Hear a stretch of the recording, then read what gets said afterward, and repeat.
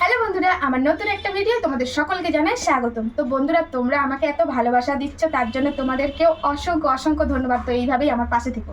তো আজকে আবারও একটা সুন্দর রেসিপি নিয়ে তোমাদের সামনে চলে আসলাম। তো অনেকেই কমেন্টে বলছো, দিদি ভাই খুব সুন্দর হালকা ধরনের একটা রেসিপি আমাদের সঙ্গে শেয়ার করো, যেগুলো কিনে চটজলদিও হবে আর রেগুলার দৈনন্দিন জীবনে খেলে কোনো প্রবলেম হবে না। তো সেই জন্যই আজকে আবারও একটা চটজলদি রেসিপি নিয়ে এসেছি। আর চটজলদি বলে কিন্তু এটা কিন্তু খেতে খুব দুর্দান্ত হয়। আর এটা যদি তোমরা রেগুলার খাও, কোনো রকম প্রবলেম হবে না। এই রকম ধরনের খাবার রেগুলারই খাওয়া প্রত্যেকটা মানুষের উচিত। তো চলো কিভাবে কি রান্না করবো আর কি রান্না করবো সেটা তোমাদের দেখিয়ে দিচ্ছি। তো আজকে একদম সিম্পল চটজলদি করব একটা মাছের ঝোল। তো এই রকম চটজলদি রেসিপি তোমাদের আরও দেবো, তোমরা তার জন্য আমাকে কমেন্ট করবে যে কতটা চাও। তো যাই হোক, এখানে কেটে নিয়েছি পেঁপে, আর পেঁপেগুলো না আমি এইভাবে লম্বা লম্বা করে কেটে নিয়েছি। আর এখানে আছে আলু, তো আলুটাও আমি লম্বা লম্বা করে কেটে নিয়েছি। আর এখানে আছে কাঁচকলা, তো কাঁচকলাটাও এইভাবে লম্বা লম্বা করে কেটে নিয়েছি। আর মশলার মধ্যে কিন্তু সিম্পল এখানে আদা আর জিরে বাটা, আর এখানে একটু কাঁচা লঙ্কা ঝালের জন্য। আর এখানে আছে মাছ, তো এটা হচ্ছে কাতলা মাছ। তো আমরা যেহেতু মানে অল্প লোক, তাই এখানে যে কটা লোক, 3টে লোক, তাই 3টে কাতলা মাছ নিয়েছি। তো এই দিয়েই আজকে চটজলদি একটা সুস্বাদু হেলদিকর মাছের ঝোল বানাবো। তো প্রথমেই একটা প্রেসার কুকার নিয়ে নিলাম। আর প্রেসার কুকারে যেমন চটজলদিও হয়, তেমন কিন্তু গ্যাসটাও সাশ্রয় হয়, আর তেমন কিন্তু প্রেসারের সবজি কিন্তু খেতেও ভালো লাগে। তো প্রথমে আলুগুলো দিয়ে দিলাম, তারপরে দিয়ে দিলাম পেঁপে, তারপরে একটু কাঁচা লঙ্কা ঝালের জন্য, তোমরা যেমন ঝাল খেতে চাও তেমন দিয়ে দেবে। তো আমরা একটু বেশি ঝাল খাই, তাই অনেকগুলো কাঁচা লঙ্কা দিয়ে দিলাম। এখন দিয়ে দিলাম কাঁচকলা। তো এইভাবে যদি বন্ধুরা তোমরা রেসিপিটা করো, চটপটও হয়ে যাবে। আর যাদের অনেক সময় তাড়া থাকে, যারা একদম বাইরে কাজে যায়, ঝটপট করতে চায়, তাদের জন্য এই রেসিপিটা একদম খুব সুন্দর হবে। তো এখানে সব সবজি দিয়ে দিয়েছি। এখন দিয়ে দিচ্ছি হলুদ। তো হলুদটা আমি 1.5 চামচ মতন দিলাম। এখন এর মধ্যে দিয়ে দেবো স্বাদ মতন একটু লবণ। তো এখানে আমি 1 চামচ মতন লবণ দিয়ে দিলাম। এখন দিয়ে দেবো জল। তো জলটা খুব বেশি দেবো না, পরবর্তীকালে লাগলে দিয়ে দেবো ঝোলে। তো এই মতন জল দিলাম। এখন কিন্তু এটা ঢেকে দেবো। তো এখন এটাকে বসিয়ে দেবো, আর জোরে গ্যাসটা রেখে দেবো, 2টো সিটি মেরে দেবো।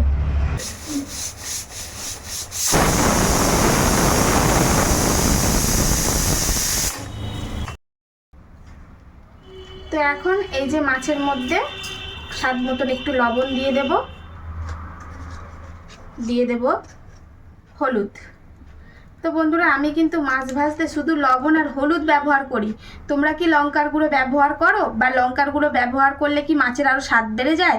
আমি কি করব সেগুলোও কিন্তু কমেন্টের মাধ্যমে জানাতে ভুলো না। তো এখন এই মাছটা ভালো করে মাখিয়ে নেব। তো ভালো করে মাছটাকে মাখিয়ে নিয়েছি। তো এদিকে কড়াটাও কিন্তু বসিয়ে দিয়েছিলাম, আর কড়াটা কিন্তু হয়ে গেছে গরম। আর তোমরা জানো, মাছ ভাজতে গেলে কড়াটা না গরম করলে মাছ কিন্তু এই কড়াকে এত ভালোবেসে ফেলবে, তখন কিন্তু ওই কাঁঠালের আটার মতন ছাড়াতে পারা যাবে না। তাই কড়াটা কিন্তু সবসময় মাছ ভাজার আগে ভালো করে তোমরা গরম করে নেবে। তো এখন কড়ার মধ্যে দিয়ে দিলাম সরিষার তেল। তো এখন এইবারে মাছটাকে একটু ভেজে নেব। আর আমি কিন্তু বন্ধুরা আগাগোড়াই তোমাদের সঙ্গে বলি, আমি কিন্তু মাছ ভাজি একটু কড়া করি, কারণ মাছটা না একটু একদম নরম ভাজা আমি খেতে পারি না, বা আমার বাড়িরও কেউ খেতে পারে না। তো সেক্ষেত্রে আমি মাছটা একটু কড়া করে ভেজে নেব। তো মাছটা একদম মচমচে করে ভেজে নিয়েছি।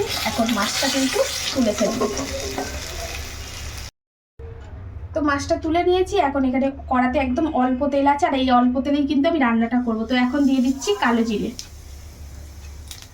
দিয়ে দেবো আদা আর জিরেটা বেটে রেখেছিলাম সেটা। তো এখন এটা একটু কষিয়ে নেব। তো মশলাটা ভালো করে কষিয়ে নিয়েছি, তেল ছেড়ে এসছে।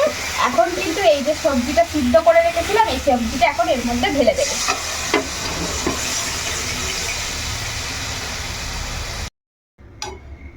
তো এখন এই যে সবজি আর মশলাটা ভালো করে মিক্স করে দিতে হবে। আর তোমরা যদি চাও তো এইভাবেই রাখতে পারো। আর যদি কেউ চাও একটু কালার, অনেকে আছে আবার কি বলো তো, কালারটা সব কিছু ম্যাটার করে। তো আমি এখানে কাঁচকলা দিয়েছি, কাঁচা লঙ্কা দিয়েছি, ওই জন্য ঝাল হয়ে গেছে। তাহলে আমি আর কিন্তু কোনো রকম গুঁড়ো লঙ্কা ব্যবহার করব না।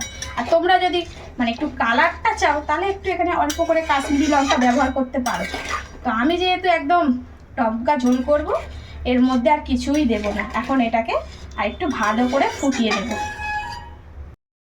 তো বন্ধুরা, একদম তরকারিটা বেশ ভালো ফুট এসে গেছে। এখন কিন্তু আমি মাছগুলো এর মধ্যে দিয়ে দেব। তো মাছগুলো দিয়ে দেওয়া হয়ে গেছে। এখন কিন্তু আমি আরও মিনিট 2 মতন এটাকে সুন্দর করে ফুটিয়ে নেব। তো একদম তরকারি রেডি। তো এখন হচ্ছে গ্যাসটা বন্ধ করে দেব। আর শেষ মুহূর্তে আমি একটু ভাজা জিরের গুঁড়ো উপর থেকে আরও ছড়িয়ে দেব। এটা দিলে কিন্তু এই তরকারিটা শেষ মানে টেস্টটা আরও ভালো হয়।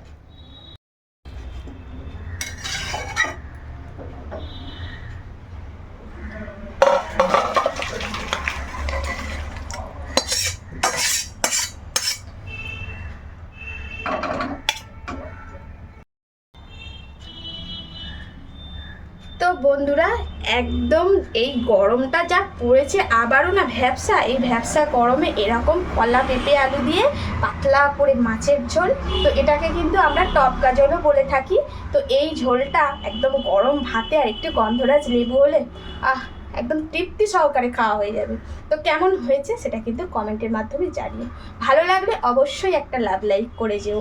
আর তোমরা কিন্তু যারা যে চ্যানেল থেকে দেখছো, ফেসবুক থেকে দেখো আর ইউটিউব থেকে দেখো, সেখানে সাবস্ক্রাইব করো ইউটিউব থেকে দেখলে, আর ফেসবুক থেকে দেখলে ফলো করো। তো আজকের মতন আসি, দেখা হচ্ছে নতুন কোনো ভিডিওতে। ততক্ষণের জন্য সবাই ভালো থেকো, সুস্থ থেকো, আসি। টাটা।